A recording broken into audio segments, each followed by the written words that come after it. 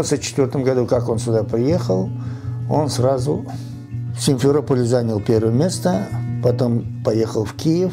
В Киеве занял на чемпионате Украины занял первое место и поехал в Малайзию на чемпионат мира в 1994 году. Сразу стал призером чемпионата мира. И вот так у него пошла эта спортивная деятельность здесь, в Крыму.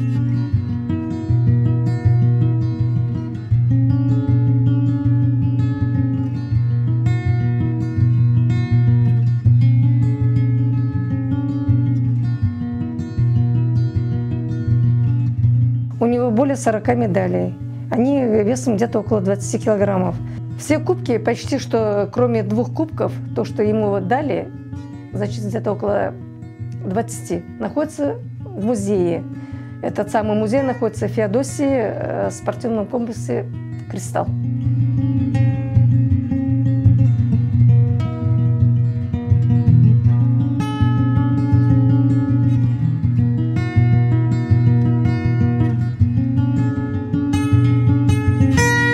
Спортзал специально построил.